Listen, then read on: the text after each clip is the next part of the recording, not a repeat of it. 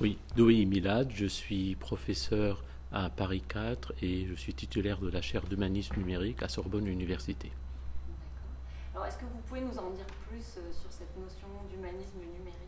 Oui, c'est quelque chose que j'ai développé il y a quelques années pour essayer de penser les mutations numériques en fonction du statut de l'humain avec les évolutions actuelles de l'environnement numérique et en insistant surtout à la fois sur la longue histoire des évolutions technologiques associées à ce qu'on appelle aujourd'hui le numérique, mais aussi en rappelant qu'on a vécu des choses pareilles et en mettant en relief les spécificités et les particularités de ce que c'est le numérique. Dans ce contexte, l'humanisme numérique, c'est quelque chose qui nous permet de penser à la fois ce que cela veut dire, cette nouvelle économie, qu'elle soit des valeurs ou bien financière, dans un contexte beaucoup plus large et qui ne se limite pas exclusivement à l'étude des usages, des pratiques, mais qui va au-delà pour essayer de faire surgir les dimensions éthiques et politiques associées au numérique aujourd'hui. Et d'après vous, comment les politiques culturelles peuvent se saisir de ces questions numériques face à ces géants, Google, Amazon, Facebook? Comment est-ce qu'ils peuvent s'emparer de ça? Est-ce qu'il n'y a pas des retards en France sur ces questions? À mon avis, ce n'est pas une question de retard, mais une question de choix d'orientation politique. Il va de soi qu'aujourd'hui, les gens qui ont le pouvoir et la puissance d'imposer certaines formes qui passent par les plateformes sont les grands acteurs qui sont dans la plus grande majorité américains. En même temps, il ne faut pas nécessairement se retrouver dans des modèles anciens de régulation qui ne correspondent pas et qui ne partent pas d'une certaine maîtrise de la spécificité de la culture numérique et de la civilisation qui vient. C'est là où on a des conflits assez importants qui vont en premier temps dans le sens d'un conflit de tradition juridique autour de la notion de régulation entre le monde, disons, européen pour aller vite et le modèle américain qui est beaucoup plus délibératif d'un côté et de l'autre côté, c'est le statut de la production culturelle dans ses spécificités dans le cas français, où il y a des formes de protection qui sont très très difficiles à maintenir dans le cas actuel.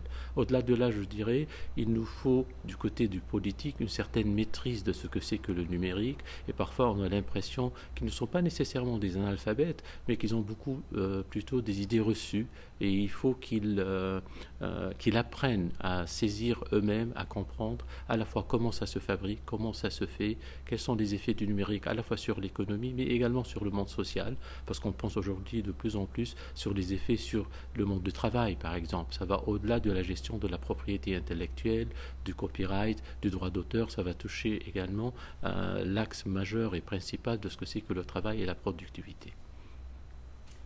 Est-ce qu'il faut s'inquiéter des tendances transhumanistes?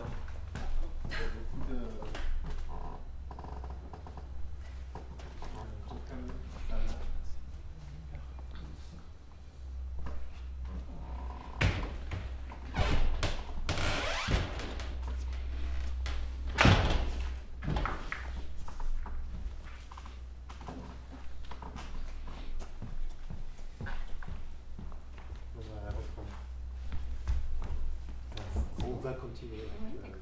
Est-ce qu'il faut s'inquiéter des tendances transhumanistes d'opérateurs comme Google? Pas du tout. Moi, ça m'inquiète pas du tout la dimension transhumaniste. Par contre, ce que je trouve à la fois intéressant dans cette orientation, c'est une occasion pour dialoguer et surtout pour entrer dans une vraie négociation autour du statut de l'humain, surtout dans un contexte où le vivant devient le modèle de l'informatique. Alors effectivement, il y a certaines écoles transhumanistes qui peuvent se rapprocher d'une certaine forme d'eugénisme parfois, parce qu'il y a cette tentation, il y a des formes utopiques qui va vers la promesse de la disparition de la douleur, de la souffrance, d'une certaine vie quasi éternelle. À mon avis, ce sont des rêves qui reviennent sans cesse, qui aujourd'hui sont légitimés par le pouvoir puissant de la technologie et du numérique. Au-delà de là, je dirais, en tout cas du côté européen, le transhumanisme fournit une grande opportunité pour revenir sur les choses essentielles, parce que quand on lit de près les grands discours et les grandes idéologies transhumanistes, elles se réclament des siècles des Lumières. Mais là, il faut poser les vraies questions autour du statut de l'autonomie, que ce soit de l'autonomie du numérique ou de l'autonomie de l'humain, et comment essayer de développer une politique et une éthique qui va avec, sans rejeter nécessairement les progrès et les évolutions techniques et numériques.